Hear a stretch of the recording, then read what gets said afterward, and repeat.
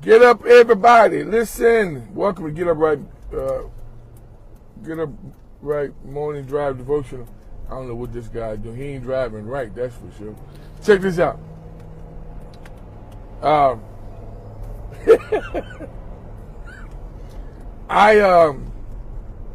Something dawned on me, and it was pretty powerful as I thought. And I called my wife to share with her what I thought was so motivational and what's so powerful. It was a good one.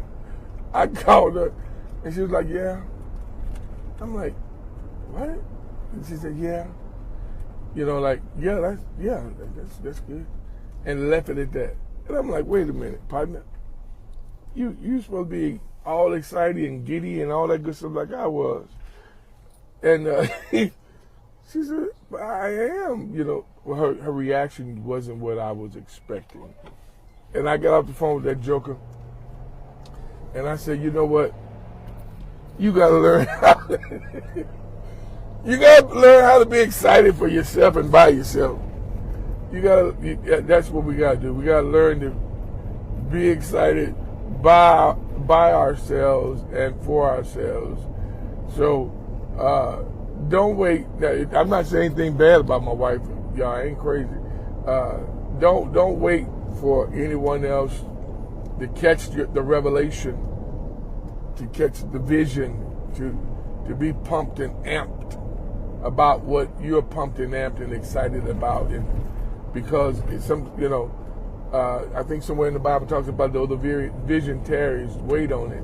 Some people you just got to let them wait to catch up to what you're saying. But we need to know how to be excited for ourselves, and I'm rather excited about what God is doing, what God is going to do, and what He has already done for us. Let me throw this in as a side note. Don't equate God's goodness with just material stuff. You heard me right.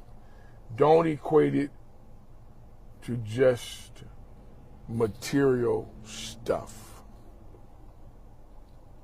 Don't do that. Don't think that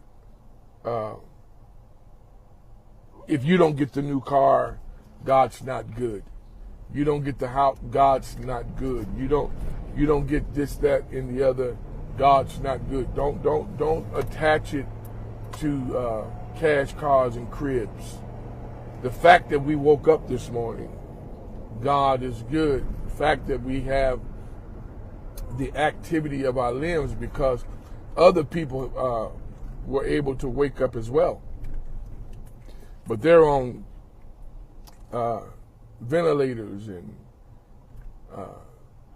different instruments to keep them alive and keep them focused and trying to save their lives. But you woke up, we woke up and we have our strength. As the old folks say, like I just said, a reasonable portion of our health and strength. And I promise you, stuff that these old folks were telling us years ago, man, it's ringing so loud today. And I'm going to leave you alone when I hit you with this one. I woke up this morning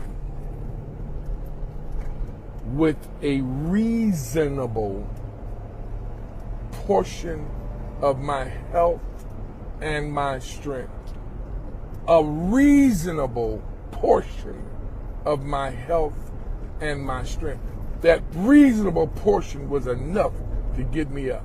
The reasonable portion was enough to make me to think a different way. Because last night somebody went to bed with the thought of this is going to be my last night. But God, you gave me a reasonable portion of health and strength to still trust you in my storm. Trust you in my pain. Trust you in my frustration. Thank you for a reasonable portion of health and strength. Because if you woke me up today, you woke me up with the ability to make today better than yesterday. Peace.